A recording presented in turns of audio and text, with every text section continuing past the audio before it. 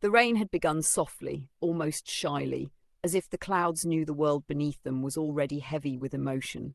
It tapped against the windows of the old house like a lullaby, a gentle rhythm that barely covered the quiet hum of the heater and the rustling of cotton sheets. In that bed, their bed, Layla lay still, eyes open, heart racing. It had been exactly 3 years since Elijah moved in, 3 years of stolen glances turning into lingering touches, of conversations that lasted until dawn, of fights that cracked open new layers of love. But tonight felt different. Not because anything was wrong, but because for the first time everything was right. She turned slightly, her silk slip catching the faint light of the lamp as she watched him sleeping beside her, his chest rising and falling in that quiet, steady way that used to lull her into peace on even her most chaotic days. His arm was draped loosely around her waist, a habit that never left, even in sleep. His beard, once trimmed with military precision, had softened like he had. And his lashes, she always thought it was unfair for a man to have lashes that beautiful. Layla reached out and gently traced the curve of his brow with her fingertip. He stirred, but didn't wake. She smiled to herself. This bed? Where she'd learned what it meant to feel safe. It wasn't just a place they slept. It was the space where she had cried into his chest when her father died, where he had held her wordlessly after her first panic attack, where they had made love with desperation after every argument, as if to remind each other that even storms could be holy. It was in this bed that she whispered her fears in the dark, the ones she never admitted out loud in daylight. The fear of abandonment, the fear that she was too much or not enough. And it was here that Elijah had always answered, not with perfect words, but with steady love. Layla, he murmured suddenly in his sleep, his hand tightening gently around her waist. She froze. I'm here, she whispered, though he was dreaming. His grip relaxed again, but a slow warmth flooded her chest. Even in sleep, he reached for her. She remembered the first night he had stayed over. He was awkward then, not sure where to put his arms, asking if he should take off his socks, his laugh unsure. She had worn her thick pajamas that night, long sleeves, covered ankles, protective armor. They hadn't made love.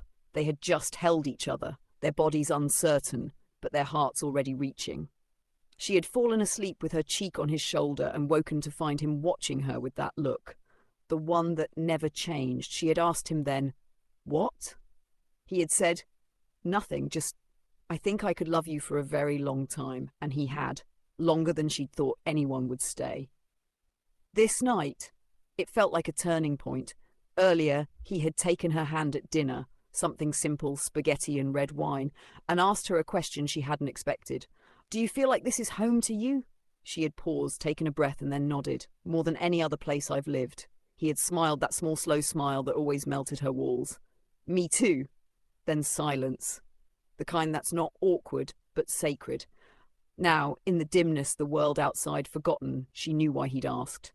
She could feel it in her bones. Tomorrow would be a new chapter. Maybe a proposal, maybe a new house, maybe even a family. But tonight was the close of a chapter that had saved her. It was hard to explain to anyone how much this bed meant to her, how it had witnessed her growth, how it had caught her when she fell, how it had held the echoes of every whispered "I love you" and every moan "don't stop," how it had absorbed tears and laughter and everything in between. She shifted closer to him, resting her head on his shoulder, pressing her ear to the heartbeat that had anchored her for years. "Thank you," she whispered, not expecting a response. But he stirred again. "For what?" he mumbled, not fully awake. "For never letting me go." He opened his eyes this time, bleary but focused. His hand cupped her face, warm and rough with calluses from his carpentry work. Never even thought about it. They lay there like that for minutes, hours, who knows, just two bodies breathing the same rhythm, two souls that had found home in each other. Forever! The word used to terrify her. She came from a home where love had expiration dates, where her parents fought with venom and left with silence, where love was conditional on behavior, on success, on image. She had carried those wounds into every relationship she'd ever had until Elijah. Elijah, who never yelled when he was angry. Elijah, who asked questions instead of making assumptions. Elijah, who said, "I'm not going anywhere," and meant it.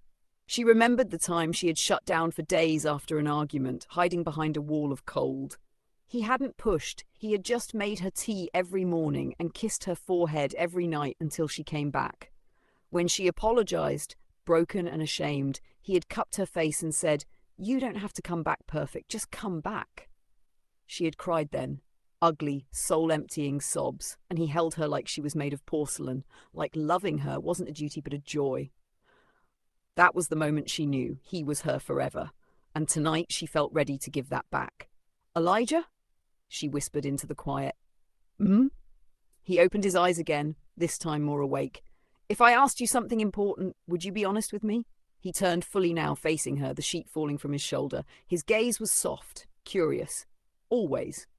She sat up slightly, propping herself on her elbow. Her heart pounded. Her voice came out small but certain. "Do you still choose me, even on the hard days?" He reached up and tucked a strand of hair behind her ear. "Especially on the hard days." She blinked fast. "Why?" "Because you're mine," he said simply. "Not like ownership.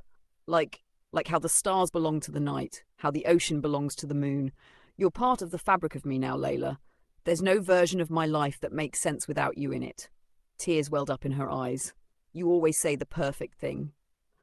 "No," he smiled. "I just speak the truth."